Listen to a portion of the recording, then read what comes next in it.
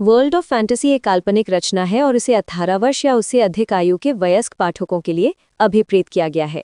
इसमें दिए गए सभी नाम, पात्र, व्यवसाय, स्थान, घटनाएं और दुर्घटनाएं या तो लेखक की कल्पना का उत्पाद हैं या काल्पनिक तरीके से उपयोग किए गए हैं। किसी भी जीवित या मृत व्यक्ति या किसी वास्तविक घटना से कोई भी समानता पूरी तरह से संयोग मात्र मानी जाएगी। अध्याय 237 जागृति और टेलीपोर्टेशन। जल्द ही जागने के पहले संकेत के बाद अरैबल को अंततः होश में आने और अपनी आंखें खोलने में कई घंटे लग गए। उसके विचार उथल पुथल में थे। उसे समझ नहीं आ रहा था कि क्या हुआ था या उसकी ये हालत कैसे हो गई थी। मेरा सिर घूम रहा था, आंखों से पानी बह रहा था और खुजली हो रही थी, और मेरा पूरा शरीर दर्द से तड़प रहा था। लगभग वैसा ही एहसास था, लेकिन उस एहसास से थोड़ा कमजोर जब वो स्वर्गारोहण परीक्षण के बाद उठी थी। ठीक उसी तरह कुछ समय बाद उसके मन में जो कुछ हुआ था उसकी यादें उमड़ने लगीं और उसे याद आया कि उसने क्या नहीं किया था और अपने सही दिमाग से वो क्या नहीं कर सकती थी। जब तंबू में मौजूद अन्य दो प्राणियों ने देखा कि अरैबल जाग रहा है तो वे डर से कांप उठे। सब डैन, मैं। अरैबल ने रोना शुरू किया, लेकिन ईडान ने उसे रोक दिया। माफ़ी मत करो बेले। उसने राहत की सांस ली, ये महसूस करते हुए कि अरैबल को सब कुछ याद है। मैं जानता हूं कि ये इस दुष्प्रभाव के कारण है। डैन, मुझे डर लग रहा है। कुछ देर की खामोशी और सिसकियों के बाद अरैबल ने धीरे से कहा, मैं इसे महसूस कर सकता हूँ। हर बार जब मैं सोचता हूँ कि मैं इन आवेगों को नियंत्रित कर सकता हूँ, प्रभाव गायब होने के बजाय और भी प्रबल हो जाता है। ईडान चुपचाप और ध्यान से सुन रहा था कि अरैबल क्या कह रहा था। और इस बार जब मैंने सिस्टम से सूचना सुनी तो मुझे पता था कि ये आपसे संबंधित नहीं है, लेकिन मेरे मन में एक साधारण सा विचार कौन था, संदेह का एक छोटा सा विचार, और उसी क्षण मैंने खुद पर से नियंत्रण खो दिया। अगर पहले मैं सचेत होकर स्थिति को प्रभावित कर सकता था तो इस बार स्थिति अलग थी। मैंने पूरी तरह से नियंत्रण खो दिया और मुझे ये भी नहीं पता था कि मैं क्या कर रहा हूँ। अब जागने के बाद मुझे एहसास हुआ कि मैं क्या करने की कोशिश कर रहा था। जब नियंत्रण खोने के बाद जो कुछ हुआ उसकी यादें अरैबल को वापस आईं तो वो डर गई। उसने ये सब बहुत करीब से देखा था। उसकी नज़र कोको पर पड़ी, जो कि उसके सिरहाने मूर्ति की तरह लेटी हुई थी। उसने सांस रोककर आंखें बंद कर ली। इसके बावजूद अरैबल कोको की तेज धड़कन और कांपना स्पष्ट रूप से महसूस कर सकती थी। उसे अपनी यादों से पता था कि कोको ही उसके इस गुस्से का पहला शिकार थी। जान लेने के प्रबल इरादे और पागलपन की ऊर्जा के कारण बेचारी लड़की का मन उसे बर्दाश्त नहीं कर सका और वो उसकी बाहों में ही बेहोश हो गई। और उसके बाद भी अरैबल बिना किसी हिचकिचाहट के उसके नन्हे शरीर को गले लगाई रही। कोको, अरैबल ने पुकारा, और अपने शरीर के दर्द पर काबू पाते हुए उसने हाथ बढ़ाया और उस छोटे लोमड़ी के बच्चे को, जिसे वो प्यार करती थी, धीरे से गले लगा लिया। मुझे माफ़ कर दो कोको, मुझे माफ़ कर दो। अरैबल ने सिसकते हुए कोको को गले लगाते हुए और उसके मुलायम बालों को सहलाते हुए माफ़ी मांगी। मैं ऐसा नहीं करना चाहती थी, मुझे समझ नहीं आ रहा था कि मैं क्या कर रही हूँ। कोको, अरैबल की माफ़ी और कोमल स्पर्श सुनकर आंखें खोली। उसने अपनी मालकिन के आंसुओं से सने चेहरे को देखा और अपनी क्रूर प्रवृत्ति का इस्तेमाल करते हुए उसे लगा कि अरैबल सच्ची है, और ये वही अरैबल है जिसे वो पसंद करती है, ना कि वो जिसे वो डरती है और जिसे वो पागल समझती है। कोको ने अपना सिर उठाया और अरैबल का चेहरा चाटा, जिससे उसे थोड़ी गुदगुदी हुई, लेकिन अरैबल ने अपना हाथ नहीं हटाया, बल्कि माफ़ी मांगती रही और कोको को प्यार से सहलाती रही। बेले, ईडान ने अंततः कहा, जिससे अरैबल को कोको से थोड़ी देर के लिए माफ़ी मांगने का मौका मिल गया। मुझे पता है कि इस दुष्प्रभाव के कारण आपके लिए ये आसान नहीं है, और मैं कल्पना भी नहीं कर सकता कि ये कितना कठिन है, लेकिन मुझे आप पर विश्वास है। मुझे यकीन है कि आप ये सब संभाल लेंगे, ईडान ने आत्मविश्वास से कहा। ईडान की ये बातें सुनकर अरैबल को अंदर ही अंदर खुशी का एहसास हुआ। हालांकि ये एहसास बस कुछ सेकंडों तक ही रहा, जब तक कि वो फिर से अपनी हालत के बारे में सोचने नहीं लगी। थोड़ा और आराम करो, मैं तुम्हारे लिए कुछ खाने को बनाऊंगा, ईडान ने कहा, जैसे वो उठने ही वाला था, लेकिन रुक गया और अरैबल की ओर देखने लगा। उसने सुझाव दिया कि यदि शाम तक तुम बेहतर महसूस करो तो एक दिन के लिए जुनोनिया चलो। अरैबल इस अप्रत्याशित सुझाव से आश्चर्यचकित थी। उसने ईडान की ओर देखा, स्पष्टीकरण की प्रतीक्षा में। मैं अपराधी से मिलना चाहता हूं और समझना चाहता हूं कि पिछले हफ्ते उसके साथ क्या हुआ था, ईडान ने समझाया। अरैबल एकदम समझते कि वो किसके बारे में बात कर रहा है, और तभी उसे समझ आया कि उनके सिस्टम में नया फंक्शन किसने डाला था। ठीक है, अरैबल ने सहमति दी, और उसके विचार तुरंत नीमो के बारे में विभिन्न धारणाओं से भर गए। ईडान ने अरैबल को अपनी दुनिया और जुनोनिया के बीच आने जाने के नियमों के बारे में पहले ही बता दिया था, इसलिए वो जानती थी कि जुनोनिया में टेलीपोर्ट होने के बाद उन्हें वापस लौटने से पहले अपनी दुनिया में एक पूरा पृथ्वी दिवस इंतजार करना होगा। ईडान ने जल्दी से अरैबल के लिए हल्का लेकिन पौष्टिक खाना तैयार किया और सीधे उसके पास ले आया। वो खुशी से खाने लगी क्योंकि दिन में उसे बिना होश में आए भूख लगाई थी। देर दोपहर में जब अराबल को थोड़ा आराम मिला और वो खुद उठकर चलने फिरने लगी तो उन्होंने अपना सारा सामान समेटकर तिजोरी में रख दिया। ईडान ने नेड को अपने स्टार पर वापस बुलाया और अराबल ने कोको को प्यार से गले लगाया और बीच बीच में उसे सहलाया भी। उसने माफ़ी मांगने के लिए उसे 2 कैंडी भी दी। सिस्टम, क्या नीमू अभी भी जुनूनिया में है? हाँ मेज़बान, आपका चैंपियन अभी भी जुनूनिया में है। यदि संभव हो तो हमें उसके पास भेज दो और उसे हमारी यात्रा के बारे में चेतावनी दे दो। हाँ होस्ट, टेलीपोर्ट करने में थोड़ा समय लगेगा। इस दौरान सिस्टम दुनियाओं के बीच एक संबंध स्थापित करेगा और चैंपियन को अलर्ट करेगा ताकि वो आपसे मिलने के लिए तैयार रहे। टेलीपोर्टेशन की तैयारी शुरू हो गई है। उल्टी गिनती 10 मिनट की है। बहुत बढ़िया, ईडान ने कहा और अराबल की ओर देखते हुए अपना हाथ उसकी ओर बढ़ा दिया। क्या तुम तैयार हो? उसने पूछा। हाँ मैं तैयार हूँ, अराबल ने ईडान का हाथ पकड़ते हुए कहा। एक दूसरे का हाथ थामे अपने भूतिया मुखौटे पहने वे उल्टी गिनती खत्म होने का इंतजार करने लगे और जब ये खत्म हुई तो वे पहली बार उस दरार के माध्यम से जुनूनिया की दुनिया में पहुंच गए जिससे वे पहले से जानते थे। टेलीपोर्टेशन। हमेशा की तरह टेलीपोर्टेशन हुआ। एक पल के लिए अंधेरे ने घेर लिया और फिर एक तेज रोशनी। उन्होंने सहज ही अपनी आंखें बंद कर लीं और जल्दी अपने पैरों के नीचे ठोस सतह महसूस की। अपना संतुलन बनाए रखने के बाद उन्होंने सावधानी से अपनी आंखें खोलीं। वे खुद को एक छोटे से कमरे में पाते हैं और उनके सामने उनके सीनियर नीमो खड़े हैं जिन्होंने अपने चेहरे पर एक अजीब सा मुखौटा पहन रखा है। लेकिन उन्हें सबसे ज्यादा हैरानी नीमो के अजीबोगरीब कपड़ों को देखकर हुई। तुम्हें फिर से देखकर अच्छा लगा नीमो, ईडान ने मानसिक संपर्क के माध्यम से उससे कहा। तुम्हें भी देखकर अच्छा लगा नीमो, अराबल ने उसकी बात दोहराते हुए कहा। मुझे भी तुम दोनों को देखकर खुशी हुई ईडान, अराबल, नीमो ने कहा। पहले तो अराबल को एक अजनबी आदमी के साथ देखकर थोड़ा हैरान हुआ, लेकिन जब उसने अपने मन में ईडान की आवाज़ सुनी तो उसे एहसास हुआ कि वो असल में ईडान ही था।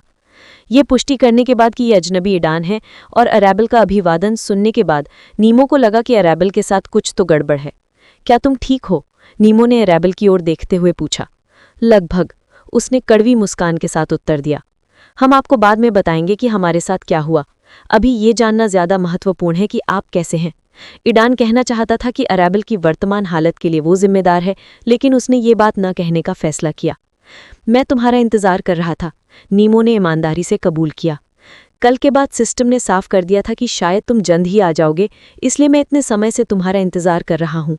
मैंने इस सराय में अपने कमरे के बगल में 2 कमरे भी किराए पर ले लिए हैं। तो हम एक सराय में हैं? अराबल ने आसपास देखते हुए पूछा।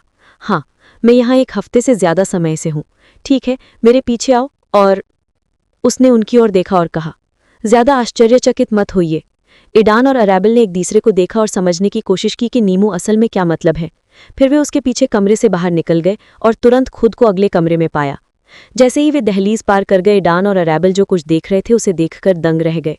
छोटे बैंगनी बाल और बैंगनी आंखों वाला एक बच्चा बिस्तर पर लेटा हुआ था। जब उसने नीमो को देखा तो वो उसे आमंत्रित करते हुए उसकी ओर हाथ बढ़ाने लगी। बिस्तर पर उस नन्हे बच्चे के अलावा एक छोटी लड़की भी थी जिसने मेड की तरह पोशाक पहनी हुई थी, जैसे हमारी दुनिया की कहानियों में होती है। उसके सुनहरे बाल रिबन से बड़ी करीने से बंधे थे। उसकी सुनहरी आंखों से गर्मी झलक रही थी और सफ़ेद मोजे पहने उसकी लंबी टांगों में खूबसूरत जूते थे। उसने अपनी गोद में छोटे काले बालों और चमकदार लाल आंखों वाले एक दूसरे बच्चे को धीरे से थामे हुए था। नीमो बिस्तर पर लेटी बच्ची के पास गया, उसे धीरे से उठाया और अपनी बाहों में ले लिया। उसे धीरे से अपनी ओर खींचते हुए उसने महसूस किया कि उसके नन्हे हाथ मुखौटे की ओर बढ़ रहे हैं और उसे उतारने की कोशिश कर रहे हैं, लेकिन नीमो ने उसे ऐसा नहीं करने दिया। तभी लड़की की नज़र ईडान और अराबल पर पड़ी और उसकी बैंगनी आंखें चमक उठी। अराबल की तरफ अपनी बाहें फैलाते हुए उसने कहा, मम्मा। अराबल एक और झटका महसूस करते हुए स्तब्ध रह गई। मैं उन सभी लोगों का आभार व्यक्त करना चाहता हूं जिन्होंने मुझे उपहार, पावर स्टोन और गोल्डन टिकट दिए। आपके सहयोग से मुझे प्रेरणा मिलती है और मैं किताब पर काम जारी रख पाता हूं। अध्याय 238। 2 बच्चे। एरेबल जल्दी ही ठीक हो गई, लेकिन उसे आश्चर्य हुआ कि कोई दुष्प्रभाव नहीं हुआ।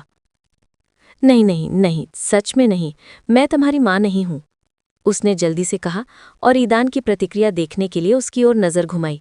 ईदान हंसे बिना नहीं रह सका। क्या आप हमें समझा सकते हैं कि यहाँ क्या हो रहा है? वो कौन है? ईदान ने खूब हंसते हुए पूछा। इससे पहले कि नीमो कोई उत्तर दे पाता, एक छोटी लड़की अपनी गोद में एक बच्चे को लेकर ईदान और एरेबल के पास आई और उन दोनों को प्रणाम किया। नमस्कार स्वामी और मालकिन, अजनबी ने उनका अभिवादन किया।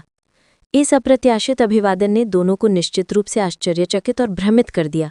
उन्होंने तुरंत नीमो की ओर देखा, स्पष्टीकरण की तलाश में, लेकिन उत्तर कहीं से आया जिसकी उन्हें उम्मीद नहीं थी। होस्ट, कृपया शांत हो जाइए। ये एक नानी कठपुतली है जिसे सिस्टम ने नए पेरेंट्स फंक्शन का उपयोग करके बुलाया है। उसका लक्ष्य आपके चैंपियन के बच्चों की देखभाल में मदद करना है। एक कठपुतली? ईदान ने लड़की से नजरें हटाए बिना कहा, लेकिन वो जैसा भी दिख रहा था वो कठपुतली नहीं बल्कि एक जिंदा इंसान लग रही थी। एरेबल भी इस खोज से हैरान थी, हालांकि उसे चैंपियन के बच्चों के बारे में सिस्टम की बातों में ज्यादा दिलचस्पी थी। नीमो, ये 2 बच्चे? उसने अपनी सहेली को संबोधित करते हुए कहा। नीमो को समझ नहीं आ रहा था कि क्या कहे, वो बस अपना सिर खुजा रहा था। तभी काले बालों और लाल आंखों वाले दूसरे बच्चे ने अपना ध्यान ईदान और एरेबल की ओर लगाया। दंपत्ति भी उदासीन नहीं रहे, उसे गौर से देखते रहे। बच्ची की आंखें चमक उठीं और उन्हें लगा कि उन्होंने उसकी नाक को 1-2 बार हिलते हुए देखा, मानो वो किसी चीज को सूंघ रही हो। छोटी बच्ची के हाथ में एक बोतल थी जिसमें एक अज्ञात लाल तरल पदार्थ था, लेकिन जब उसने ईदान और एरेबल को गौर से देखा तो उसने उसे फेंक दिया और अपने छोटे हाथों से ईदान की ओर हाथ बढ़ाया। छोटी बच्ची के हाथ में एक बोतल थी जिसमें एक अज्ञात लाल तरल पदार्थ था, लेकिन जब उसने ईदान और एरेबल को गौर से देखा तो उसने उसे फेंक दिया और अपने छोटे हाथों से ईदान की ओर हाथ बढ़ाया। क्या आप समझाना चाहते हैं? ईदान और एरेबल का ध्यान नीमो पर केंद्रित था। नीमो ने उनकी दिलचस्पी देखकर आह भरी, फिर उसने बच्ची को गोद में उठाया और ईदान और एरेबल को दिखाते हुए कहा, ये बच्चा इजी है। हाँ, इजी? एरेबल उलझन में थी। 1 मिनट रुको, इजी? तुम्हारा मतलब तुम्हारी आत्मा से है? एरेबल के विपरीत ईदान तुरंत समझ गया था कि क्या कहा जा रहा था। हाँ, ये वही है, नीमो ने पुष्टि की। क्या इजी एक बच्ची में बदल गई है? कैसे? एरेबल को जब एहसास हुआ कि ये छोटी बच्ची कौन है तो उसे अपने कानों पर विश्वास नहीं हुआ। सिस्टम के अनुसार ये आत्मा के विकास की एक प्राकृतिक प्रक्रिया है। पहला चरण आत्मा का निर्माण है, फिर भ्रूण अवस्था शुरू होती है और इसके लिए आत्माएं जीवों को अपने माता पिता के रूप में चुनती हैं और उनके साथ एक सहजीवी बंधन बनाती हैं। इजी और मेरे बीच शुरू से ही एक ऐसा बंधन रहा है। नीमो को विश्वास नहीं हो रहा था कि इजी ने शुरू से ही उसे अपना माता पिता चुना था। दूसरा बच्चा, जो कि एक बच्चे में बदल गया था, एक अजीब जीव था, नीमो ने याद करते हुए कहा।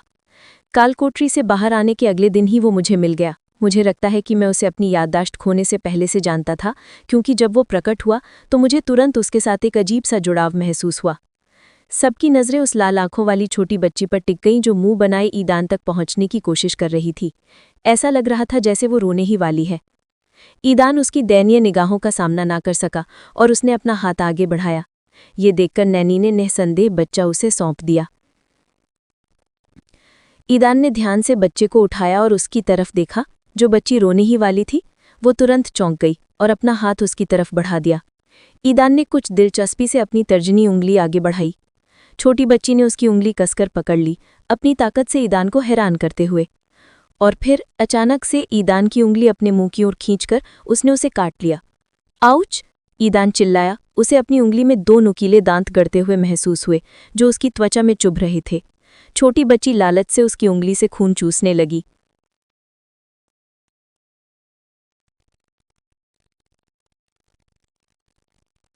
क्या वो पिशाच है? ईदान ने नीमो से आश्चर्य से पूछा, लेकिन नीमो ने केवल कंधे उचकाए। ये समझाने में असमर्थ था कि क्या हो रहा था। हालांकि मेरा उससे रिश्ता था, लेकिन वो इजी के साथ मेरे रिश्ते से अलग था। शायद ये मेरा खून है, नीमो ने हैरानी से सोचा। जैसा कि वो जानता था इस दुनिया में रहने वाले जीवों का एक ही संविदा दूसरे से हो सकता है। हालांकि कालकोठरी से निकलने के अगले दिन ही प्रकट हुए इस छोटे लेकिन अजीब जीव से उसका संबंध बिल्कुल अलग था। प्रकट होते ही ये जीव उससे लिपट गया और लालच से उसका खून पीने लगा, जिससे नीमो की जान खतरे में मंडरा रही थी। बड़ी मुश्किल से वो इस जीव को काबू में कर पाया और खुद से अलग कर पाया।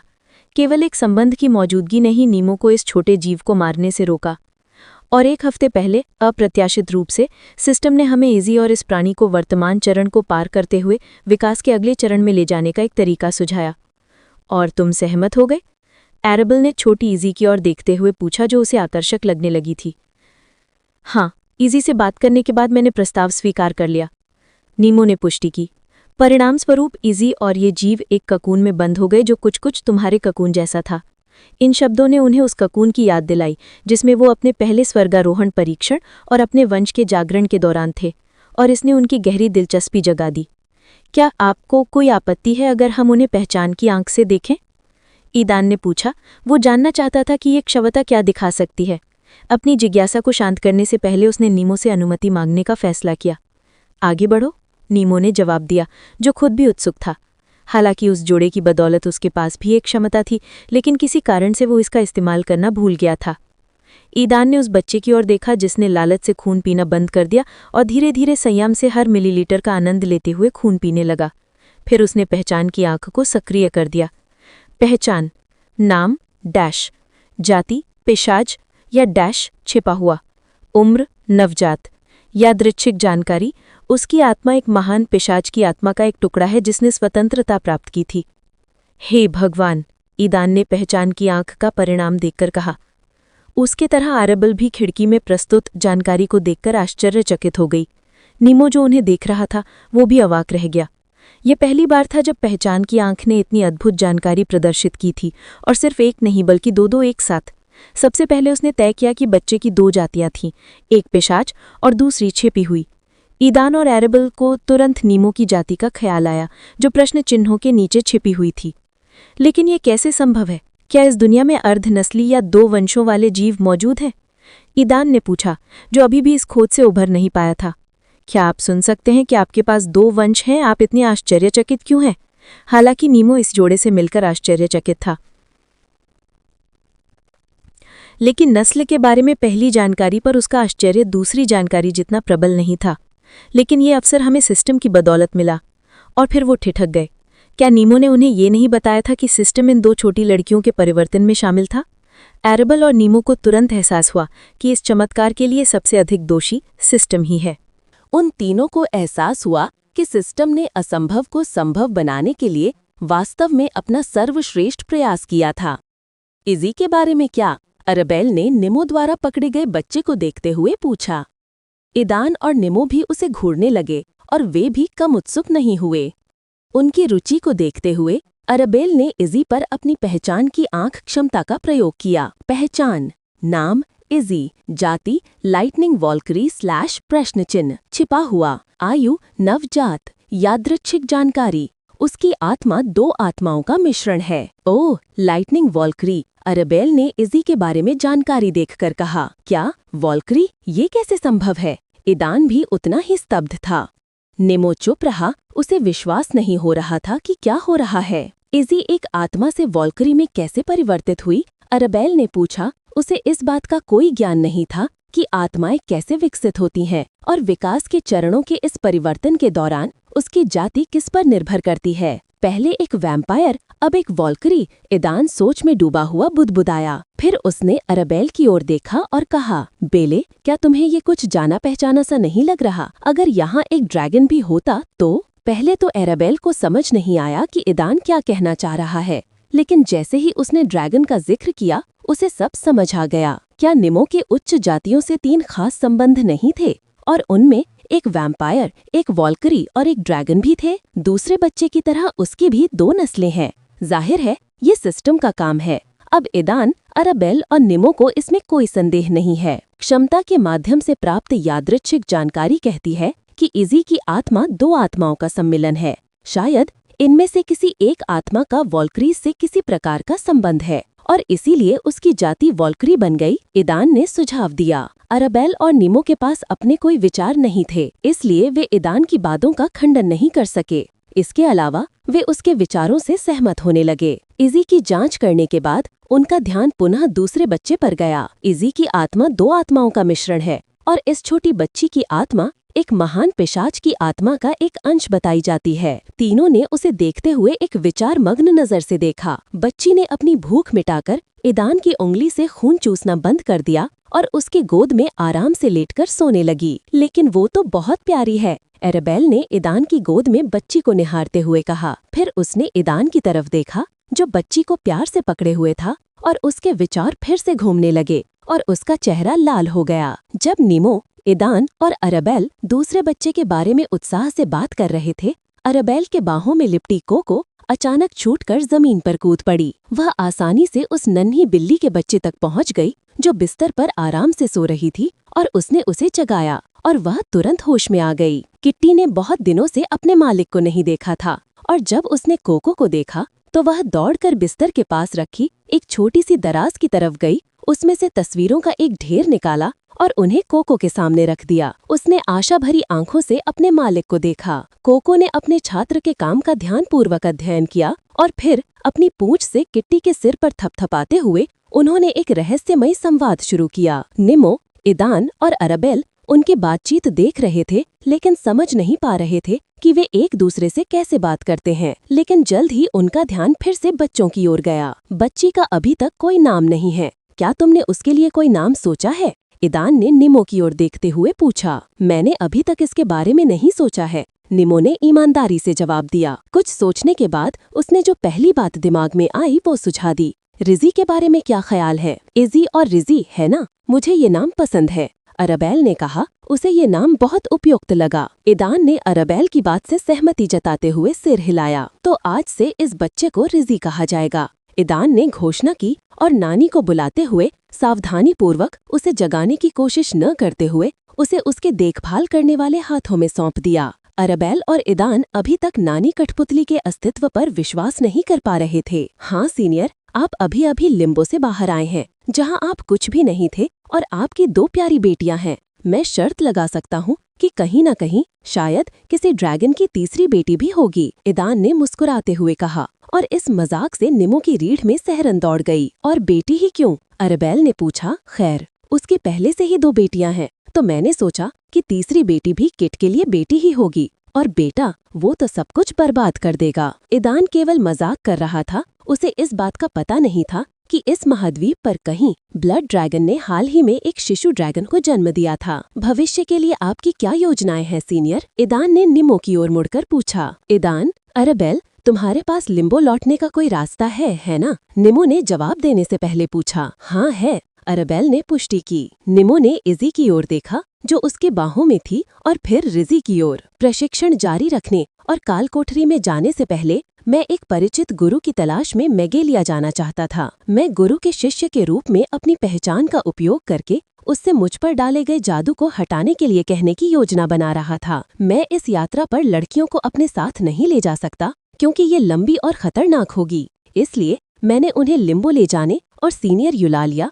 और मास्टर से उनकी देखभाल करने के बारे में सोचा। मुझे विश्वास है कि लड़कियां वहाँ मेरे अपने क्षेत्र में सुरक्षित रहेंगी। ईदान और अराबेल ने निमो के बात पर गौर किया और उसके राय में सहमत हो गए। दोनों लड़कियां खास थीं और उन्हें अपने साथ ले जाना जोखिम भरा था। निमो को अपनी बीमारी से छुटकारा पाना था और इसके लिए उसे उच्च लोकों के किसी अनुभवी गुरु की मदद की जरूरत थी। ऐसा लगता है कि मिलिका ने उसे जानकारी दी और उसे उपचार का रास्ता दिखाया, जिसके लिए उसे मेगेलिया के पास जाना पड़ा। क्या तुम्हें हमारी मदद की जरूरत है? ईदान ने पूछा। इजी मुझसे एक अनुबंध से बंधी है जो उसके रूपांतरण के बाद भी बना रहता है। हालांकि रिजी का मेरे खून के रिश्ते के अलावा कुछ नहीं है। यह बंधन एक औपचारिक अनुबंध से ज्यादा माता पिता और बच्चे के रिश्ते जैसा है। मैंने सिस्टम से पहले ही पूछ लिया है और उसने पुष्टि कर दी है कि जब तक मैं अपनी शक्ति नहीं बढ़ा लेता, मैं उसे अपने साथ लिम्बो नहीं ले जा पाऊंगा। निमो कुछ देर चुप रहा, फिर ईदान की ओर देखते हुए बोला, सिस्टम ने कहा है कि तुमने अभी तक अपना दूसरा अनुबंध नहीं किया है। मैं सोच रहा था, क्या तुम रिजी के साथ एक अनुबंध पर हस्ताक्षर करके उसे लिम्बो तक लाने में मेरी मदद कर सकते हो? निमो के इस अप्रत्याशित अनुबंध से ईदान और अराबेल आश्चर्यचकित हो गए। क्या कोई और तरीका नहीं है? ईदान ने पूछा। इस समय मैं जो जानता हूँ उसके अनुसार नहीं, अन्य तरीके भी हो सकते हैं, लेकिन मैं लंबे समय तक प्रतीक्षा करके उन्हें नहीं खोज सकता। सिस्टम, मुझे बताओ, अगर मैं बेबी रिजी के साथ अनुबंध पर हस्ताक्षर कर दूं और फिर उसे तोड़ दूं, तो क्या उसे कुछ नहीं होगा? ईदान ने सिस्टम की ओर मुड़कर पूछा, ताकि वह इस तरह के हेरफेर के परिणामों और बेबी रिजी को होने वाले नुकसान का पता लगा सके। होस्ट, बच्ची को अनुबंध के दौरान ही असहजता और तकलीफ होगी जब उसकी आत्मा का एक टुकड़ा निकाला जाएगा। अनुबंध की समाप्ति के दौरान बने नए बंधन के खत्म होने के अलावा कोई और परिणाम नहीं होगा।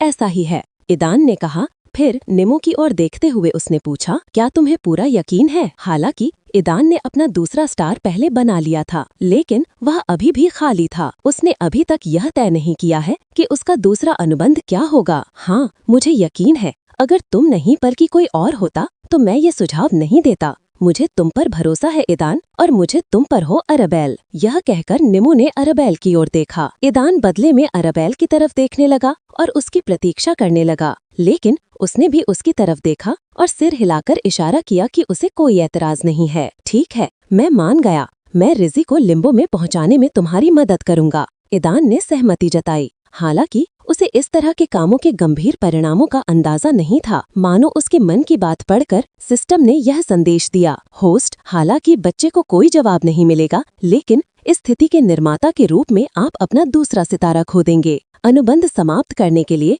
आपको इसे नष्ट करना होगा और इसे पुनः स्थापित करने में समय और आत्मा क्रिस्टल के रूप में अतिरिक्त संसाधनों की आवश्यकता होगी। होस्ट, हालांकि बच्चे को कोई जवाब नहीं मिलेगा, लेकिन इस स्थिति के सूत्रधार के रूप में आप अपना दूसरा सितारा खो देंगे। अनुबंध समाप्त करने के लिए आपको इसे नष्ट करना होगा और इसे पुनर्स्थापित करने में समय और आत्मा क्रिस्टल के रूप में अतिरिक्त संसाधनों की आवश्यकता होगी। ईदान, जो सिस्टम का जवाब सुनने के बाद पहले ही दूसरे निष्कर्ष पर पहुंच चुका था, को आश्चर्यजनक रूप से ज्यादा आश्चर्य नहीं हुआ। जाहिर है, ऐसा ही होना चाहिए था। अगर जुर्माना और अन्य प्रतिबंध न होते तो मैं आसानी से इसका फायदा उठा सकता था और मास्टर और बाकियों को लिम्बो से बाहर निकलने में मदद कर सकता था। ईदान ने सोचा, क्या कुछ गड़बड़ है?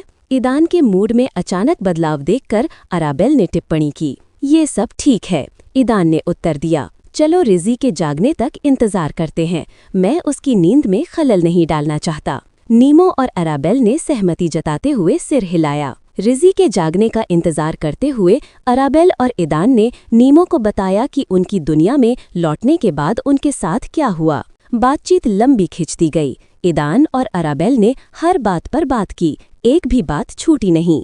कोको और किट्टी अपने काम में पूरी तरह व्यस्त थीं। इजी और उसके बाद रिजी भी जल्द ही सो गए और नानी की कठपुतली उन दोनों पर ध्यान से नजर रख रही थी और उन्हें बड़े ध्यान से छोटे छोटे आलीशान बिस्तरों में लिटा रही थीं। दोनों बच्चों को न जगाने के लिए तीनों ने मानसिक संपर्क का उपयोग करके संवाद किया। उनके पहले 2 दिन बहुत व्यस्त थे। उन्होंने अपनी पहचान छिपाई, तथाकथित जागृत एसोसिएशन में जागृत के रूप में पंजीकरण कराया, डॉपलगैंगर्स के जंगल में एकत्रित किए गए जानवरों की लाशें बेची और खरीदारी की। देखो, हमारी दुनिया की कुछ चीजें उस जोड़े के पास स्मार्टफोन और अपनी दुनिया की कुछ और चीजें थीं जिन्हें उन्होंने नीमो को दिखाया। हालांकि नेटवर्क नहीं था, फिर भी सभी उपकरण काम कर रहे थे और नीमो बड़ी दिलचस्पी से इन नए विषयों का अध्ययन कर रहा था। ईदान और अराबेल ने बारी बारी से अपने साहसिक कारनामों के बारे में बात की। क्या तुम कल्पना कर सकते हो नीमो, हमें कितना धक्का लगा होगा जब हमें पता चला कि मेरी बहन आयरीन और अराबेल के छोटे भाई ने डेटिंग शुरू कर दी है। लेकिन बात यहीं खत्म नहीं होती।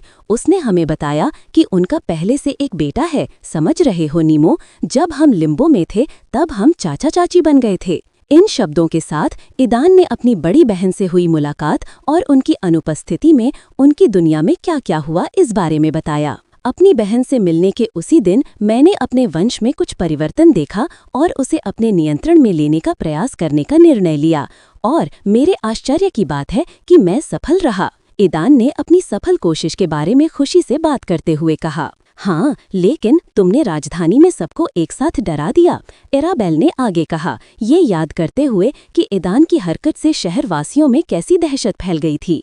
उसने शर्त हारने के बारे में भी सोचा और इन विचारों से उसका मूड खराब हो गया। नीमो ये सुनकर बहुत आश्चर्यचकित और खुश हुआ कि उसके छोटे साथी ने अंततः रक्त संबंधी समस्या का समाधान कर दिया। फिर उन्होंने दूसरे आरोहण परीक्षण के बारे में बात की जो पागलपन की ऊर्जा से संबंधित था। इस परीक्षण के परिणाम स्वरूप अराबेल को दुष्प्रभाव होने लगे और समय समय पर वो बेकाबू हो जाती थी। अराबेल बहुत शर्मिंदा हुई और उसने अपना चेहरा ढक लिया। सौभाग्य से ईदान ने ये नहीं बताया कि इन हमलों के दौरान वो क्या करने की कोशिश कर रही थी। उसके बाद उन्होंने अराबेल के छोटे भाई की तलाश में उत्तर की ओर अपनी 7 दिन की यात्रा के बारे में बात की। आखिरकार आराम करके और साथ में बिताकर वे खुश थे। और कल जब आपने नए माता पिता फंक्शन को अनलॉक किया तो कुछ गलत फहमी के कारण अराबेल पागलपन के एक और दौर में चली गई। ईदान ने बताया कि कैसे अराबेल ने सिस्टम से संदेश को गलत समझा, खुद पर से नियंत्रण खो बैठा,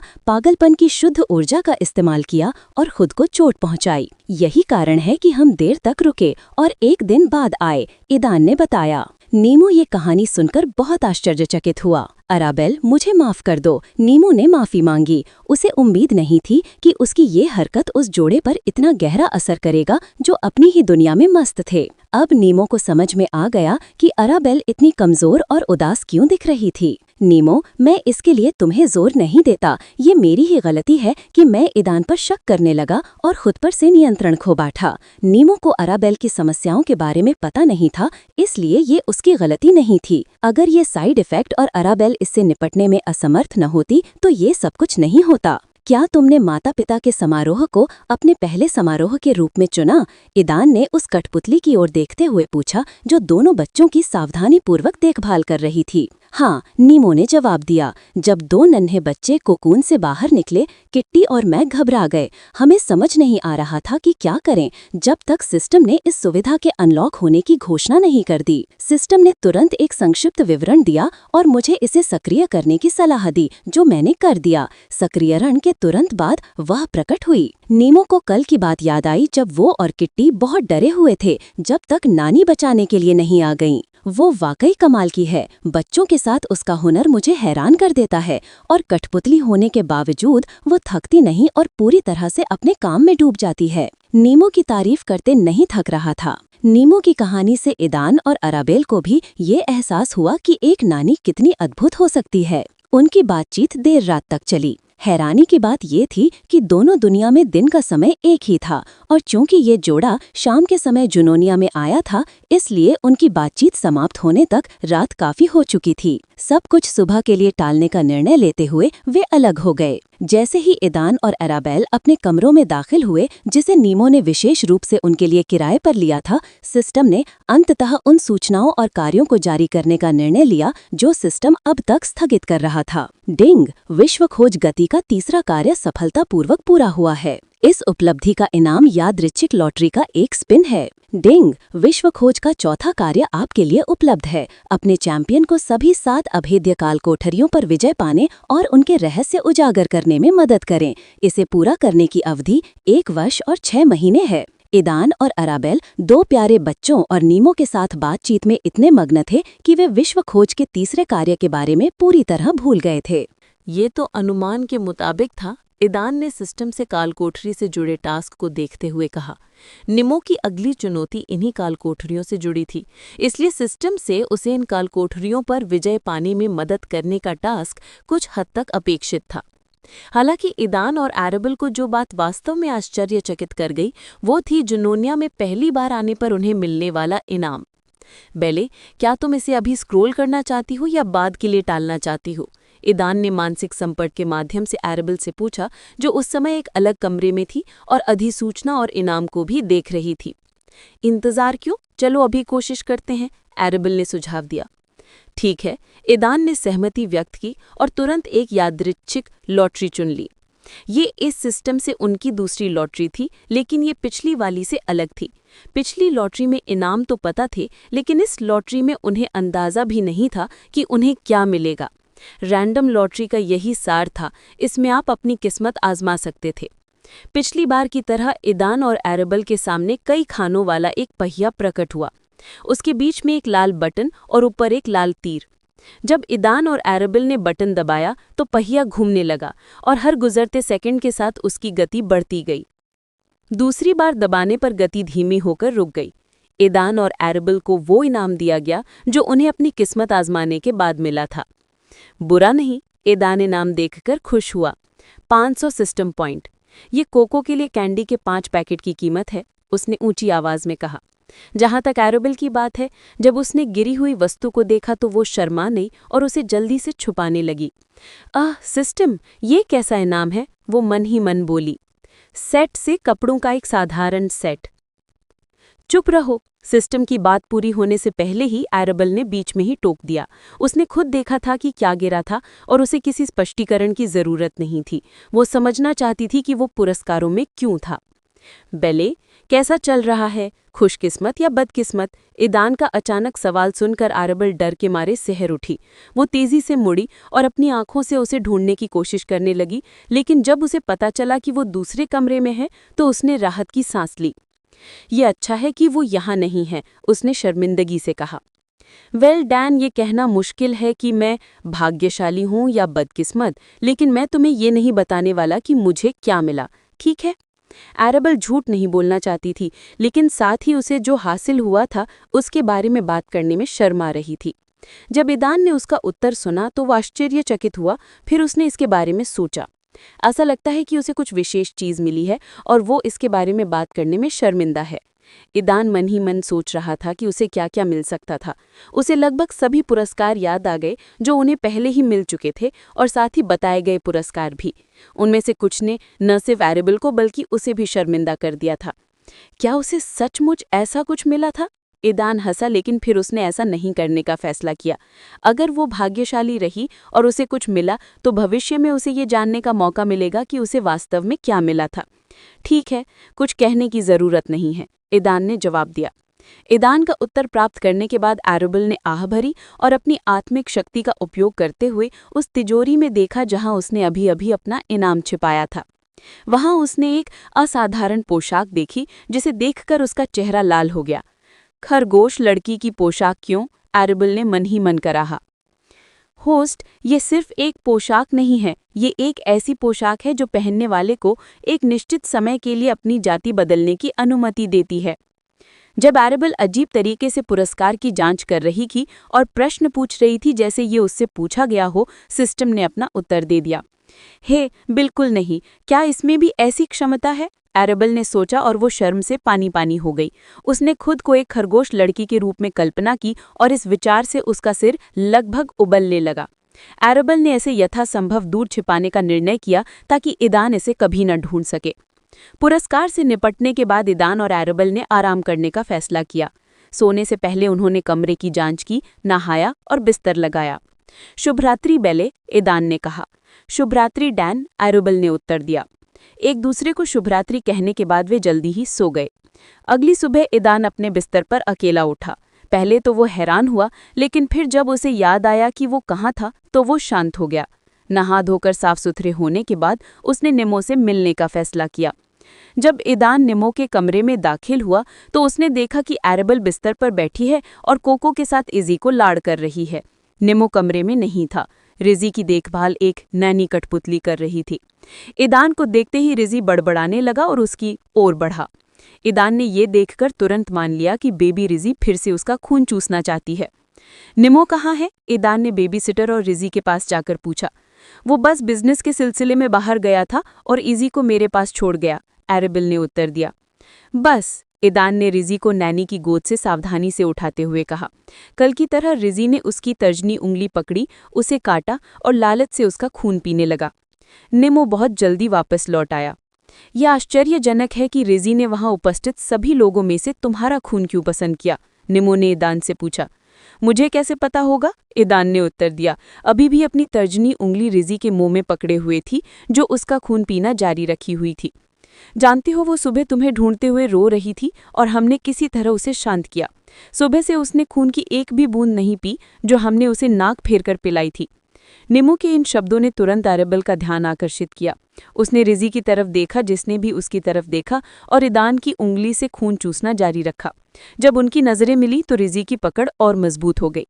बेशक ईदान ने रिजी की हरकत को देखा और समझ गया कि क्या हो रहा था। बेले, तुम्हें बच्चे से जलन तो नहीं हो रही है ना? ईदान ने एरेबल की निगाहें देखते हुए कहा। एक बच्ची? ईदान, तुमने कल पढ़ा था कि उसकी आत्मा एक पौराणिक वैम्पायर की आत्मा का अंश है। हमें कैसे पता कि वो सचमुच एक बच्ची है? क्या होगा अगर उसकी आत्मा के साथ उसकी मुख्य आत्मा छेड़छाड़ कर रही हो? एरेबल सही थी, उनके पास कोई सबूत नहीं था, लेकिन रिजी की साफ आंखों में देखते हुए ईदान को यकीन था कि कोई उसके साथ छेड़छाड़ नहीं कर रहा था। क्या तुमने अपना विचार बदल लिया है? ईदान ने निमो से पूछा। नहीं, मैंने अपना विचार नहीं बदला है, निमो ने उत्तर दिया। ठीक है, ईदान ने कहा, और रिजी के शांत होने और उसकी उंगली छोड़ने का इंतजार करने के बाद उसने अपनी उंगली उसके माथे पर रखी। सिस्टम काम करो, ईदान ने कहा, और उसी क्षण उसकी आत्मा शक्ति रिजी के शरीर में प्रवेश कर गई। उसकी छोटी आत्मा को पाकर उसने सावधानी से एक टुकड़ा काटा और उसे ईदान की आत्मा के स्थान में सीधे उसके दूसरे तारे तक पहुंचा दिया।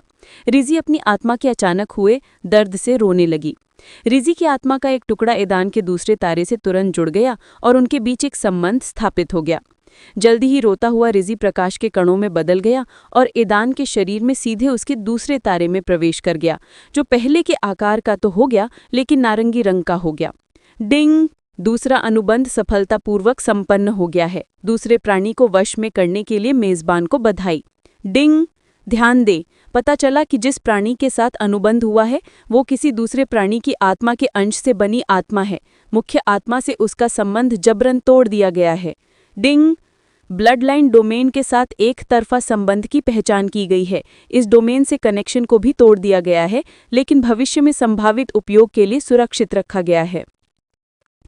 बेबी रिजी का वास्तव में मुख्य आत्मा के साथ संबंध था, ईदान ने कहा, और फिर उसने सिस्टम से प्राप्त की गई सारी जानकारी एरेबल और नेमो के साथ साझा की। क्या इसका मतलब है कि लेजेंडरी वैम्पायर रिजी की उपस्थिति को महसूस कर सकता था और इस समय उसका स्थान जानता था? एरेबल ने पूछा, और ईदान और निमो दोनों उसकी बात सुनकर चौंक गए। तीनों डरकर इधर उधर देखने लगे, लेकिन सौभाग्य से आसपास कोई नहीं था।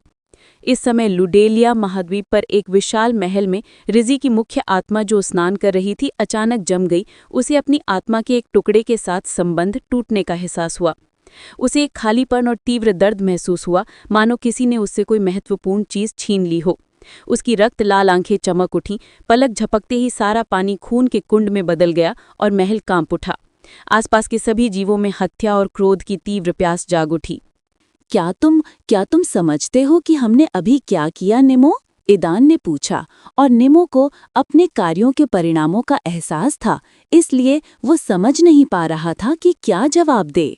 इसमें कोई संदेह नहीं है कि मुख्य आत्मा को कनेक्शन का नुकसान महसूस होगा, अराबेल ने अपनी राय व्यक्त की। ज्यादा संभावना है कि तुम्हारे 3 कनेक्शनों में से एक रिजी की मुख्य आत्मा से है, और हमें अभी भी नहीं पता कि तुम्हारा उसके साथ कैसा रिश्ता है, ईदान ने सुझाव दिया। रिजी के चले जाने के बाद शायद वो तुम पर ध्यान देगी और तुम्हारे पीछे पड़ जाएगी, निमो। सिर्फ तब जब वो मुझे ढूंढ न रही हो, निमो ने आखिरकार जवाब दिया।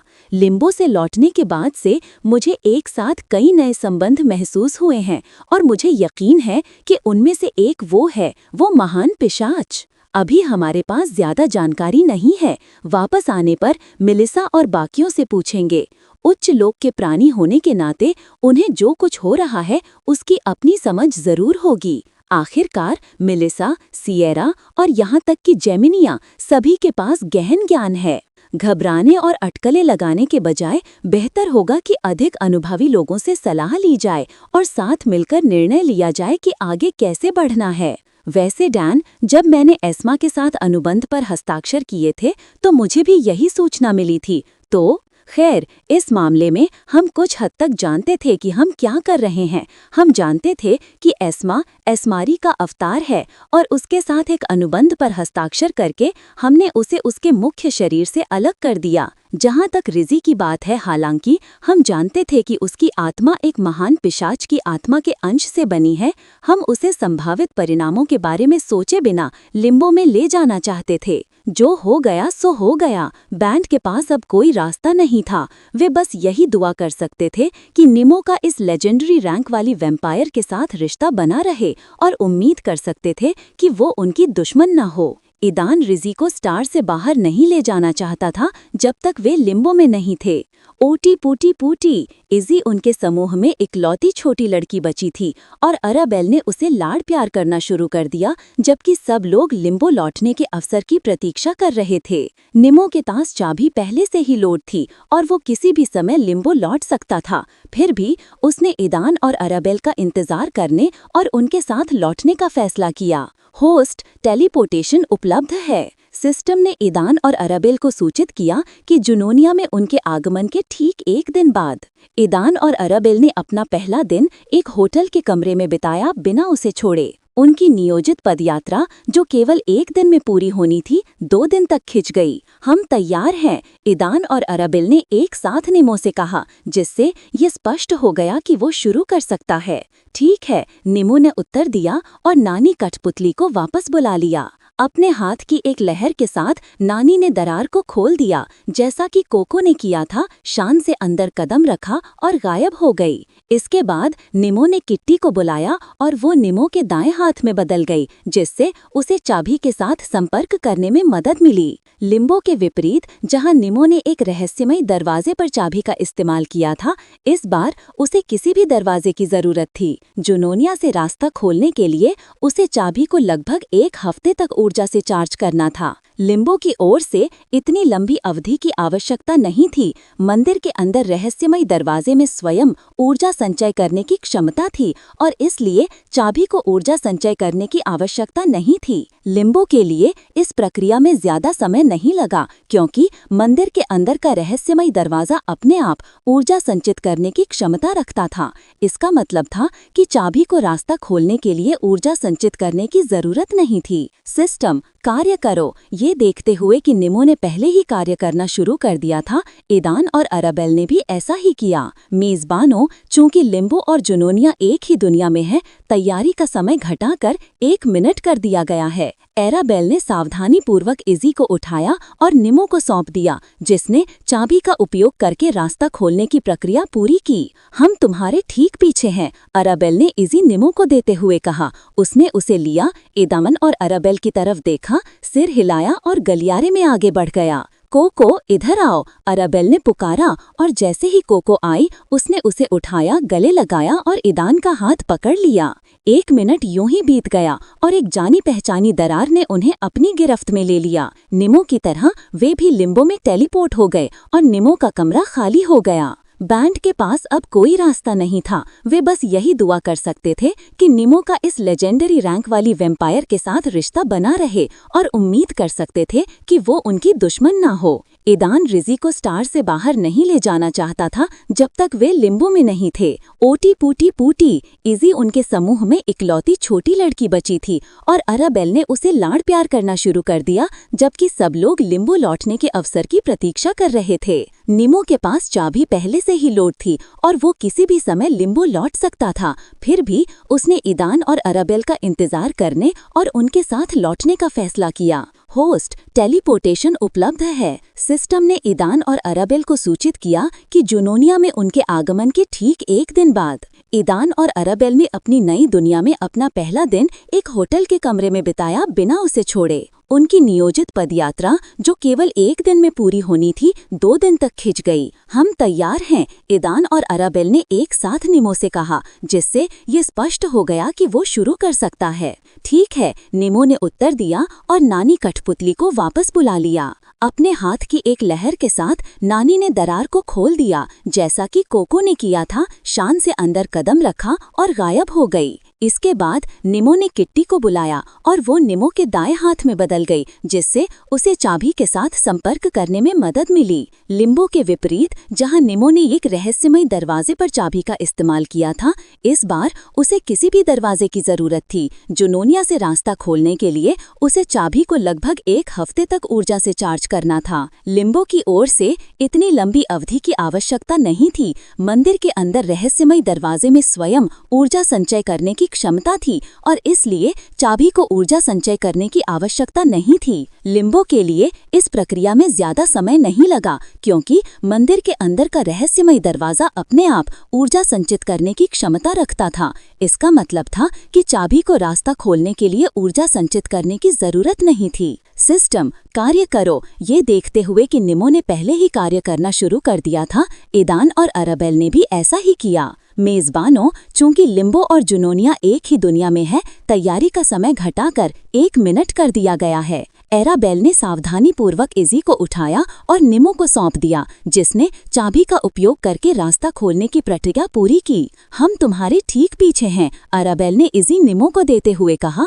उसने उसे लिया, ईदान और अराबेल की तरफ देखा, सिर हिलाया और गलियारे में आगे बढ़ गया। कोको, इधर आओ, अराबेल ने पुकारा और जैसे ही कोको आई, उसने उसे उठाया, गले लगाया और ईदान का हाथ पकड़ लिया। 1 मिनट यूं ही बीत गया और एक जानी पहचानी दरार ने उन्हें अपनी गिरफ्त में ले लिया। निमो की तरह वे भी लिम्बो में टेलीपोर्ट हो गए और निमो का कमरा खाली हो गया। जब तक निमो, ईदान और अराबेल ने लिम्बो के बाहर लगभग 10 दिन बिताए, लिम्बो में केवल 2 दिन ही बीते थे। इस दौरान लिम्बो में कोई महत्वपूर्ण परिवर्तन नहीं हुआ है। दंपत्ति और निमो के साथ आए लगभग सभी लोग अभी भी मंदिर में थे। रहस्यमय दरवाजा, जिसमें 2 दिन पहले निमो के जाने के बाद जीवन के कोई लक्षण नहीं दिख रहे थे, पुनः प्रकाशित हो गया, जिसने मंदिर में उपस्थित सभी लोगों का ध्यान अपनी ओर आकर्षित किया। यूलालिया, मिलिका और सिएरा पास आ गईं और उत्सुकता से निमो के लौटने का इंतजार करने लगीं। वे जानती थीं कि इस समय सिर्फ निमो ही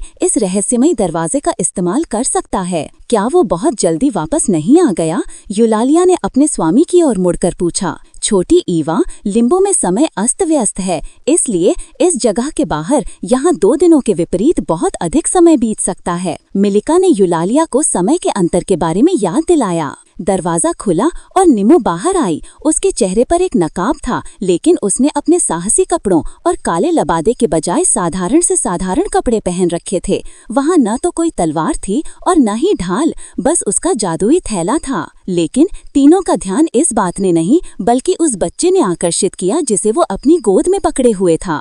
उन तीनों ने निमो को बहुत अजीब नजरों से देखा और जब उसने उन तीनों को ऐसा रूप देखते देखा तो उसे समझ नहीं आया कि वो कहाँ से शुरू करे। इससे पहले कि कोई कुछ कह पाता, अचानक एक दरार दिखाई दी और उसमें से 2 और लोग निकले। सभी ने तुरंत अराबेल का रूप पहचान लिया, जो उसने मान लिया था। हालांकि जब उन्होंने सुनहरे बालों और नीली आंखों वाले युवक को देखा तो पहले तो उनकी भौहें तन गईं, लेकिन जब उन्होंने उसकी मुस्कान देखी तो उन्हें तुरंत समझ आ गया कि वो कौन था।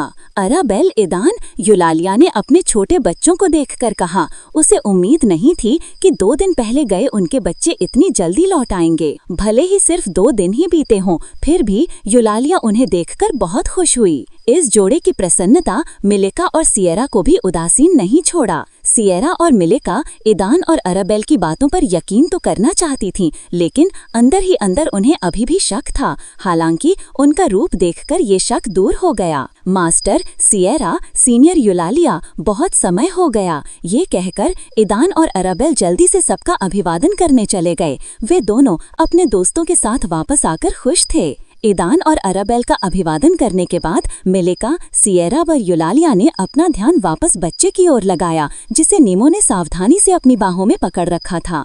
ईदान मुस्कुराया और रिजी को बुलाकर उन्हें चौंका दिया। ईदान की गोद में एक दूसरी बच्ची प्रकट हो गई और इस अचानक हुई घटना से मिलिका, सिएरा और यूलालिया आश्चर्य से स्तब्ध रह गए। वे अविश्वास से ईदान और अराबेल, क्या सचमुच लिम्बो से बाहर रहते हुए आपको परिवार बनाने और बच्चे पैदा करने में काफी समय हो गया है? सिएरा ने कुछ देर रुकने के बाद तीनों से पूछा। बिल्कुल नहीं बहन, अराबेल ने हंसते हुए जवाब दिया। अभी तो बस 10 दिन ही हुए हैं। बच्ची रिज्जी जो वहां दिखाई दी थी अभी भी दर्द महसूस कर रही थी और उसकी आंखें आंसुओं से भरी हुई थी। ऐसा लग रहा था जैसे वो अभी रोने वाली है। ईदान ने जल्दी से उसे शांत किया और अपनी उंगली भी आगे बढ़ा दी। रिजी ने तुरंत उसे पकड़ लिया और उसे काटते हुए खून चूसने लगी। एक पिशाच? रिजी की हरकत वहां मौजूद लोगों की नजरों से छिपी नहीं रही। हाँ, बच्चे का नाम रिजी है, अराबेल ने मिलिका के प्रश्न का उत्तर दिया। निमो अगली अतिथि इज्जी का परिचय देने के लिए आगे बढ़ा। और ये इज्जी है, अराबेल ने निमो की गोद में बच्चे की ओर इशारा करते हुए कहा। सिएरा को अभी तक इज्जी के अस्तित्व के बारे में पता नहीं था, लेकिन मिलिका और यूलालिया को आत्मा का परिचित नाम सुनकर वास्तविक झटका लगा। इज़ी? मिलिका ने उसके लंबे कानों पर यकीन न करते हुए कहा। क्या वो अपनी विकास की अवस्था पार कर चुकी है? उच्च लोक से आई एक योगिनी होने के नाते मिलिका अच्छी तरह जानती थी कि आत्मा का विकास कैसे होता है। कुछ हद तक वो ये देखने के लिए उत्सुक थी कि भ्रूण अवस्था से आगे बढ़ने के बाद इज़ी क्या बनेगी और कैसी दिखेगी। हालांकि उसकी गणना के अनुसार इज़ी को अपने वर्तमान स्तर तक पहुंचने के लिए कुछ और वर्षों की आवश्यकता थी। ईदान और अराबेल के परिवर्तन से इज़ी द्वारा रक्तरेखा ऊर्जा को अवशोषित करने पर उसे जो लाभ मिले उसे भी ध्यान में रखते हुए। हाँ, जिसने किया था, निमो ने मानसिक संपर्क का उपयोग करते हुए कहा। बहन, इज़ी एक आत्मा थी जिसने निमो के साथ एक अनुबंध किया था और हर समय उसके साथ रहती थी। मुझे माफ करना, मैंने ये बात तुमसे छिपाई। सिएरा की उलझन देखकर अराबेल ने उसे समझाया। सिएरा भी वहां मौजूद ऐसी थी जिसे इज़ी के अस्तित्व के बारे में पता नहीं था। जब सिएरा को पता चला कि इज़ी कौन है तो वो पूरी तरह से हैरान रह गई। एक पौराणिक वाल्किरी होने के नाते उसने मिलिका की तरह आत्माओं और उनके विकास के बारे में बहुत कुछ सुना था। उसने जो देखा वो किसी चमत्कार जैसा लग रहा था। आखिरकार आत्माओं द्वारा बुद्धिमान प्राणियों को अपने माता पिता के रूप में चुनने के बारे में कोई विश्वसनीय जानकारी नहीं थी। सिएरा को जो पता था उसके अनुसार आत्माएं स्वाभाविक रूप से केवल निर्दोष और हानिरहित प्राणियों को ही चुनती हैं। केवल किंवदंतियों और अफवाहों में ही ऐसा कुछ पाया जा सकता है जैसा उसने अभी अभी देखा था। जरा रुकिए, सिएरा ने चिल्लाकर सबका ध्यान अपनी ओर खींचा। उसने इज़ी को गौर से देखा और पूछा, मुझे इस छोटी बच्ची में वाल्किरी वंश की कमजोरी क्यों लग रही है? अरे, क्या तुमने ध्यान दिया? क्योंकि इज़ी एक लाइटनिंग वाल्किरी बन गई है। इन शब्दों ने सिएरा को गहराई से प्रभावित किया। उसे अभी अभी पता चला था कि इज़ी एक आत्मा है जिसने भ्रूण अवस्था को पार कर लिया है और नेमो को अपना माता पिता चुन लिया है, और अब उसे पता चलता है कि यही आत्मा एक वाल्किरी में बदल गई है। कैसे? सिएरा ने अविश्वास से पूछा। बाकी दो यानी मिलिका और यूलालिया ध्यान से सुन रही थी और सिएरा की तरह उनके चेहरों पर भी हैरानी और बेबी इज़ी के बारे में और जानने की इच्छा साफ दिखाई दे रही थी। निमो ने जवाब देने से पहले ईडान और अरैबल की तरफ देखा। ईडान और अरैबल ने निमो की नज़र पकड़ ली और समझ गए कि वो उनसे पूछ रहा है कि क्या उन्हें सिस्टम के बारे में दूसरों को बताना चाहिए। मास्टर सिस्टर सीनियर यूलालिया, हम 100% निश्चित नहीं हो सकते, लेकिन हमारे पास एक ऐसी क्षमता है जिससे हम वस्तुओं के बारे में कुछ जानकारी देख सकते हैं। एक क्षमता से हमें पता चला कि इज़ी की आत्मा 2 आत्माओं के मिलन से बनी थी। हमारा अनुमान है कि इनमें से एक आत्मा संभवतः वाल्किरी थी। निमो की जगह अरैबल ने कहा। अरैबल की बातों ने उन्हें और भी हैरान कर दिया। तीनों जानती थी कि जोड़े की अपनी अपनी राज और अद्भुत क्षमताएं हैं, जिनमें कई वंशों को धारण करने की क्षमता भी शामिल है, और जानकारी दिखाने वाली क्षमता होना कोई बहुत बड़ी बात नहीं है। इज़ी की आत्मा के बारे में जानकारी पाकर वे हैरान रह गए। उच्चतर क्षेत्र के प्रतिनिधि होने के नाते सिएरा और मिलिका के पास ज्यादा अनुभव और ज्ञान था। क्या इसका मतलब है कि इज़ी मूल रूप से आत्मा के रूप में पैदा नहीं हुई थी? मिलिका ने सिएरा से पूछा। यदि अरैबल को अपनी क्षमता से प्राप्त जानकारी विश्वसनीय है तो इज़ी एक प्राकृतिक आत्मा नहीं बल्कि किसी और के द्वारा बनाई गई थी। सिएरा मिलिका की तरह तुरंत समझ गई कि इज़ी एक सामान्य आत्मा नहीं है। उस स्थिति में दूसरी आत्मा संभवतः एक आत्मा थी, मिलिका ने सुझाया, और सिएरा ने उससे सहमति व्यक्त की। एक आत्मा जो एक स्पिरिट और एक वाल्किरी की आत्माओं के संलयन से पैदा हुई है, उसने सोचा। इसके अलावा ये किसी सामान्य आत्मा की आत्मा नहीं बल्कि एक पतित आत्मा की आत्मा है। सिएरा ने अपने चेहरे पर एक उदास भाव के साथ कहा। गिरे हुए? अरैबल ने पूछा, और ईडान और निमो, जिन्होंने पहले कभी ऐसे प्राणियों के बारे में नहीं सुना था, उन्होंने अपने कान खड़े कर लिए। आत्माएं पवित्र और निर्दोष प्राणी हैं जो इसी संसार से उत्पन्न होते हैं। बहुत लोग उनका आदर करते हैं और प्रशंसा करते हैं, लेकिन कुछ ऐसे भी हैं जो उनमें केवल शक्ति और सामर्थ्य का स्रोत देखते हैं। मिलिका ने अपनी कहानी शुरू की। बहुत लोग आत्माओं का शिकार करते हैं और जिन आत्माओं को पकड़कर गुलाम बना लिया जाता है वे पतित आत्माएं बन जाती हैं। आत्माएं स्वतंत्र प्राणी हैं और उनके प्राकृतिक विकास में बाधा डालकर उन्हें बंदी बनाने से उनमें परिवर्तन आ जाता है, जिससे उनका आगे विकास असंभव हो जाता है। ऐसी आत्माएं हमेशा के लिए एक आत्मा के रूप में ही रहती हैं। बाहरी दुनिया से उनका सारा संबंध टूट जाता है। सिएरा ने आगे कहा, निसंदेह 2 आत्माओं के विलय में एक तीसरी शक्ति शामिल थी। आत्माएं अपने स्वभाव से ही कभी किसी और की आत्मा के साथ एक होने का निर्णय नहीं लेती, और तीसरे पक्ष का हस्तक्षेप निश्चित रूप से आत्मा को पतित में बदल देगा, जिससे उसके विकास की प्राकृतिक प्रक्रिया बाधित हो जाएगी। ये इससे निष्कर्ष निकलता है कि दूसरी आत्मा, मिलिका ने कहना शुरू किया, लेकिन बात पूरी होने से पहले ही उसका चेहरा काला पड़ गया, ठीक सिएरा की तरह। सिएरा और मिलिका के चेहरों पर भाव देखकर निम्मो, जो इज़ी को अपनी बाहों में पकड़े हुए ध्यान से सुन रहा था, उसने सहज ही जांच की कि क्या पेंडेंट अभी भी उसके गले में लटका हुआ है। मिलिका ने निम्मो के हाव भाव देखे और वाल्किरी के साथ उसके संबंध, उसके पास्ट और इज़ी के साथ उसके संबंध को जाना, और उसने अनुमान लगा लिया कि वास्तव में क्या हुआ था। यहाँ तक कि सिएरा, जो निम्मो और इज़ी के पास्ट से अनजान थी और जिसके पास जानकारी का एक छोटा सा हिस्सा और जीवन का अनुभव था, वह भी मिलिका के समान ही निष्कर्ष पर पहुंच गई। निम्मो, मुझे यकीन नहीं है, लेकिन मुझे लगता है कि इज़ी की दूसरी आत्मा वाल्किरी से तुम्हारी नवजात या अजन्मी बेटी की आत्मा है, मिलिका ने भारी मन से कहा। निमो, मुझे यकीन नहीं है, लेकिन मुझे लगता है कि इजी की दूसरी आत्मा वाल्किरी से तुम्हारी नवजात या अजन्मी बेटी की आत्मा है, मिलिका ने भारी मन से कहा। मिलिका के कठोर शब्दों ने नीमो के अंदर कहीं गहरी चोट पहुंचाई। इस पूरे समय नीमो इजी को अपने सबसे करीबी इंसान के रूप में देखता रहा। वो तब से उसके साथ थी जब से वो लिम्बो में जागा था, जब उसे कुछ भी याद नहीं था, यहाँ तक कि अपना नाम भी नहीं। नीमो की तरह इजी को भी याद नहीं था कि वो कौन थी या उसके साथ कैसे जुड़ी थी। 2 दिन पहले जब इजी एक नए शिशु रूप में उसके सामने आई तो नीमो ने उसे अपनी बेटी मानने का फैसला किया, जैसा कि सिस्टम ने दावा किया था। मिलिका की ये शब्द कि शायद इजी की दूसरी आत्मा उसकी अपनी बेटी की आत्मा है, उसके संकल्प को और मजबूत कर गए। उसने अपनी गोद में बच्चे को देखा और उसकी मासूम और जिज्ञासु आंखों को देखकर उसकी देखभाल करने और उस घटना को दोबारा ना होने देने की कसम खाई जिसकी आत्मा बच्चे इजी का हिस्सा बन गई थी। मिलिका ने सुझाव दिया, इस बात की बहुत ज्यादा संभावना है कि आपका आघात 2 आत्माओं का मिलन और आपको माता पिता के रूप में चुनना लगभग एक ही समय में थोड़े थोड़े अंतराल पर हुआ हो। इसके आधार पर यह माना जा सकता है कि जिस वाल्किरी से आपका संबंध है वो समय आपके साथ मौजूद थी। सभी लोग, यहाँ तक कि सियारा भी, इजी के माता पिता और नीमो के साथ जो हुआ उसके बारे में मिलिका की अटकलों को ध्यान से सुन रहे थे। एदान, अराबेल और यूलिया के लिए इजी की संभावित उत्पत्ति एक वास्तविक खोज थी।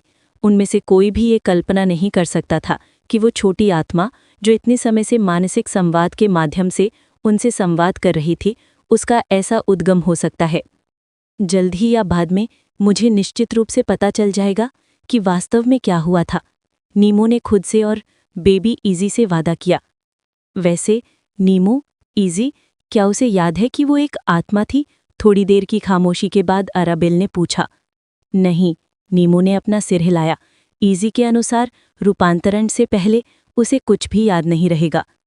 ये बहरहाल ठीक है, क्योंकि इस सिस्टम के अनुसार पता चला कि इजी फिर से अपनी मेमोरी पा सकेगी। मिलिका ने सुझाव दिया कि संभवतः इसका उद्देश्य ये है कि आत्मा को अपने नए स्वरूप को स्वीकार करने में कोई समस्या न हो। हाँ, इजी ने कुछ ऐसा ही कहा था। उसने ये भी कहा था कि अंततः उसे सब कुछ याद आ जाएगा और वो अपनी पुरानी यादें वापस पा लेगी। नीमो की बातों से साफ जाहिर हो गया कि आज की इजी भी किसी नवजात शिशु से अलग नहीं थी। उसे अपने आसपास की दुनिया की ना तो कोई याद थी और ना ही कोई समझ। क्योंकि हम यादों के बारे में बात कर रहे हैं, तो रिजी के बारे में क्या? एदान ने अपनी गोद में पकड़े हुए बच्चे की ओर देखते हुए पूछा। उसके बारे में क्या? मेलिसा ने छोटे पिशाच की ओर ध्यान देते हुए पूछा। अच्छा, बेहतर यही होगा कि नीमो को ही सब कुछ बता दिया जाए, क्योंकि ये छोटी बच्ची इजी की तरह उससे जुड़ी है, हमसे नहीं। हमने तो बस नीमो की मदद करके उसे लिम्बो तक पहुंचाया था। एदान ने सबका ध्यान नीमो की ओर खींचते हुए समझाया। तो ये दोनों बच्चे नीमो की बेटियां हैं? यूलिया ने पूछा और एदान और अराबेल ने एक साथ जवाब में सिर हिलाया। जब मैं पहली बार कालकोठरी से बाहर आया था तो मुझे लगा कि लिम्बो में गिरने और अपनी यादें खोने से पहले जो मेरे संबंध थे वो फिर से स्थापित हो गए हैं, और ये संबंध कई थे, इसलिए मैं समझ नहीं पा रहा था कि क्या हो रहा है और कौन कौन है। ये देखकर कि सबकी निगाहें उस पर टिकी हैं और दूसरे बच्चे के बारे में कोई स्पष्टीकरण पाने के लिए इंतजार कर रही हैं, नीमो ने कालकोठरी से बाहर निकलते ही अपनी कहानी शुरू की। तीसरे दिन एदान और अराबेल से प्राप्त शक्ति के कारण उनका प्रतिनिधि बनकर मैं इजी और इस विचित्र जीव को उनके विकास के वर्तमान चरण को पार करने और आगे बढ़ने में मदद करने में सक्षम हुआ। इसके परिणाम स्वरूप इजी और प्राणी एक ऐसे कोकून में बंद हो गए जिसमें एदान और अराबेल अपने समय में बंद थे। अराबेल के शब्दों के बाद नीमो के लिए समझाना आसान हो गया कि कैसे और क्यों इजी और रिजी ने अपने विकास के इस चरण को इतनी जल्दी पार कर लिया। नीमो के एक्सप्लेनेशन से मिलिका और बाकी लोगों को आखिरकार समझ आ गया कि इजी ने इस चरण को इतनी जल्दी कैसे पार कर लिया। उन्हें ये भी पता चल गया कि परिवर्तन से पहले ये दूसरा बच्चा कौन या क्या था। सभी लोग तुरंत इस निष्कर्ष पर पहुंचे कि ये छोटी लड़की बहुत किस्मत वाली थी जो अच्छे समय पर प्रकट हुई और उसे नीमो से लाभ भी मिला। इजी की तरह इस अजीब प्राणी ने भी एक प्यारे बच्चे का रूप ले लिया है, नीमो ने अपनी संक्षिप्त व्याख्या की। जिस प्रकार हमें इजी की आत्मा के बारे में जानकारी मिली, उसी प्रकार हमने अपनी शक्तियों का उपयोग करके इस छोटी लड़की की आत्मा के बारे में भी अप्रत्याशित जानकारी प्राप्त की। ईदान ने रीज़ी के बारे में अपनी कहानी जारी रखते हुए काम संभाल लिया। ईदान ने आगे कहा कि इस छोटी लड़की की आत्मा एक महान पिशाच की आत्मा का एक टुकड़ा है जो स्वतंत्रता प्राप्त कर चुकी है। मेलिका और यूलिया ने रीज़ी को दिलचस्पी से देखा और सोचा कि दूसरा बच्चा भी कमाल का है और उसके अपने राज हैं। हालांकि जब सिएरा ने रीज़ी के बारे में जानकारी सुनी तो वो बिना हंसे नहीं रह पाई। सिएरा की हंसी ने उसके आसपास के सभी लोगों का ध्यान आकर्षित कर लिया, यहाँ तक कि छोटे बच्चे भी उसकी खिलखिलाती हंसी से आकर्षित हो गए। ओह, मुझे माफ़ करना, सिएरा ने मुस्कुराते हुए माफ़ी मांगते हुए कहा। जबकि सिएरा हंस रही थी, इसके विपरीत मेलिका गंभीर थी। क्या तुमने उसके साथ कोई अनुबंध किया था? उसने ईडान की ओर देखते हुए पूछा। हाँ, ईडान ने हल्की मुस्कान के साथ उत्तर दिया। सिएरा की हंसी और भी तेज हो गई। मेरे भगवान, मैं रुक नहीं सकती, सिएरा ने अपनी हंसी रोक ना पाने के कारण कहा। मेलिका और सिएरा, जिन्हें जीवन का अनुभव और ज्ञान था, तुरंत समझ गई थी कि क्या हुआ था। सिएरा को यह स्थिति मजेदार और दिलचस्प लगी, जबकि मेलिका को अपने शिष्यों की चिंता होने लगी। उफ, मुझे नहीं लगता कि तुम जानते हो कि वो कौन है, मेलिका ने आह भरते हुए ऋषि को गौर से देखते हुए पूछा। यूलिया सहित उन चारों ने जवाब में सिर हिलाया। जो पिशाच उच्चतम लोक में पहुंच गए हैं, उन्हें मारना बहुत कठिन है, विशेष रूप से महान पिशाचों को। जुनोनिया में ऐसे बहुत कम प्राणी हैं जो लेजेंडरी रैंक तक पहुंच चुके हैं, और ऐसे प्राणी शायद ही एक दूसरे के साथ संघर्ष में पड़ते हैं। हालांकि अगर ऐसा होता है तो उनके लिए एक दूसरे को मारना अविश्वसनीय रूप से कठिन होता है, और इससे यह निष्कर्ष निकलता है कि लेजेंडरी वैम्पायरों को मारना स्वयं कठिन है। उनके पास एक विशेष क्षमता होती है जिसकी बदौलत भले ही वे मारे जाएं, वे पूरी तरह से नहीं मरेंगे, बल्कि अंततः पुनर्जन्म लेंगे। इस वजह से लगभग कोई भी ऐसे वैम्पायरों को अपना दुश्मन नहीं बनाना चाहता जो उच्चतम क्षेत्र में पहुंच चुके हैं, खासतौर पर लेजेंडरी रैंक के वैम्पायरों को।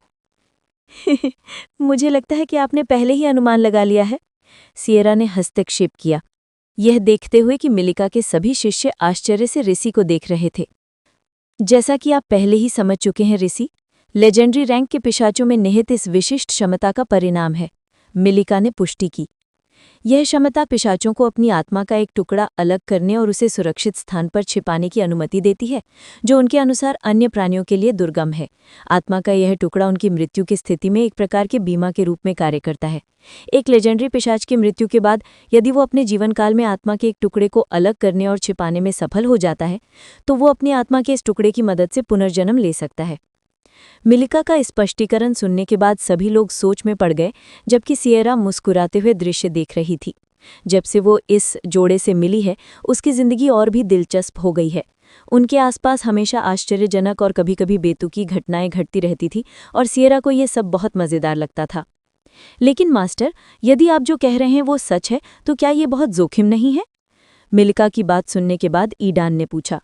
लेजेंडरी रैंक के पिशाचों की यह अनोखी क्षमता ने उसे आश्चर्यचकित कर दिया, लेकिन छोटी ऋषि को अपनी बाहों में पकड़े हुए और उसकी लाल आंखों को उसे घूरते हुए देखकर वह ये सोचने से खुद को नहीं रोक सकता था कि आत्मा के टुकड़े को अलग करना क्या बहुत खतरनाक था, जो ऋषि की तरह अपनी चेतना प्राप्त कर सकता था।